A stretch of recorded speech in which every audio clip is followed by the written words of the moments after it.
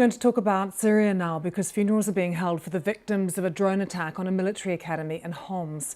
The Syrian army has blamed what it called terrorist groups for the attack that killed at least 100 people and left dozens injured. We are hearing 50 civilians are among the dead. Our Middle East correspondent Lina Sinjab is following the story from Beirut. I think the city and the people and the families are all still in shock, mourning the death. We've seen funeral parades yesterday and continued today.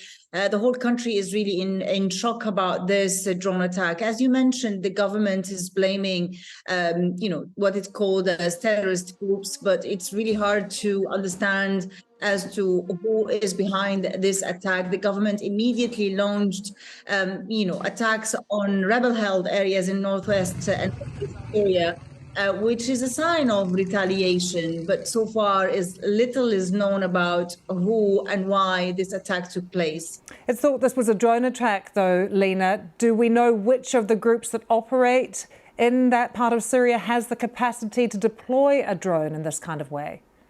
Well, to start with, no one has claimed responsible for the attack at the moment. And in the past, following all the situation in Syria, although the Syrian sky is very busy, you have the Turks, you have the Kurdish, you have the Americans operating, you have the Iranians, the Russians, everyone is like violating the skies, even the Israelis. But in the past, the HTS, which is the Hayat Tahrir al-Sham, that was linked to Al-Qaeda at some point, used some drones to attack in Latakia, nearby from Idlib, which is a short distance. But it's hard to believe that they have, drones with capacities to launch such, explosive attacks from over 100-kilometer distance. So far, it's really raising lots of questions, especially that the Minister of Defense, who was there to attend the ceremony and celebrate with the graduates, left the scene just before the attack and even without attending the ceremony. So there is a high alert that he may have been warned against it, but did nothing about the rest. But of course, we can't confirm the reason why he left at the moment. Diana Dark is author of My House in Damascus and The Last Sanctuary in Aleppo and joins us now. Diana, a devastating day for people in Homs, 3 days of national mourning. We think that maybe 50 civilians, because families were there at this military academy, women and children as well, were killed in the attack. What were your thoughts when you first heard of the attack and who might be responsible? Well, obviously the choice of Homs is very significant because that's where the Syrian revolution first sort of broke out in earnest. And of course, the Assad regime punished it big time by completely flattening the center of Homs. And, Marie Colvin died there. I mean, it's a very, very significant place. It's the capital of the revolution. So the choice of Homs is very significant. The other thing that struck me was it's a change. It's a new thing, this use of drones against Assad regime targets. And the echo it immediately had for me was Ukraine, strangely, because, of course, we've been hearing about the Russian attacks in Ukraine on civilian targets like funerals, markets, schools, hospitals. It's exactly what the Assad regime was doing in Syria with Russian help. And of course, the Ukrainian response to that was to start sending drones into the center of Moscow.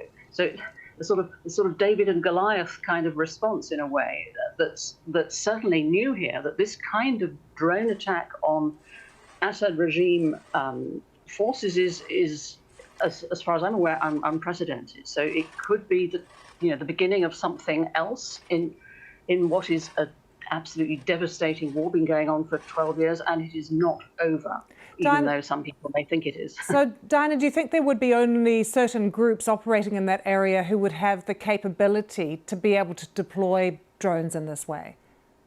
Well, up to now, people didn't think that anybody did have this kind of capacity, that the major group, the Hayat Tahrir al-Sham, the HTS, Al-Qaeda affiliated people in Idlib, they haven't had this kind of, they could do it without help from outside.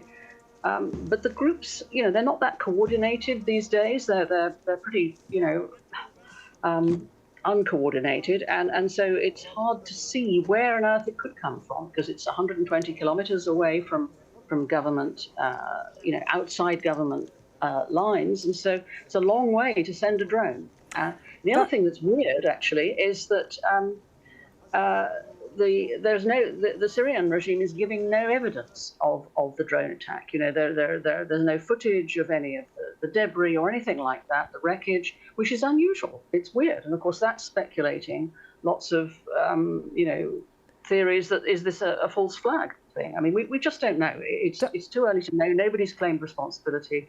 And Diana, can I just ask you? You've already raised Ukraine, and Syria, of course, has fallen off the radar for many people and off people's agenda in a sense. But 12 years of immense suffering now for the people of Syria. What is life like there at the moment? It is absolutely dire. I mean, 90% of the population is below the poverty line. Life there is so much harder than it was during the war. And in recent months, there's been all this press stuff about Assad's rehabilitation, welcoming back into the Arab League, which led people to think, well, maybe we're going to get some Gulf money to help with reconstruction. None of that has happened because Assad has not lived up to his side of the bargain. He hasn't made any of the concessions that the Gulf countries were asking for. So he hasn't clamped down on the Captagon trade, the big narcotics trade that he and his brother are running, for their own enrichment. So it's an incredibly dire situation. There's shortages of everything. About 2 hours of electricity a day, hardly any gas, shortages of petrol, shortages of heating fuel. I mean, just surviving is very hard work in Syria these days. Yeah, a very grim picture that you're painting there, Diana, but it is worth reminding people of what is still happening in Syria as we look at the aftermath, pictures of the aftermath of this attack in Homs. Yeah. Thank you.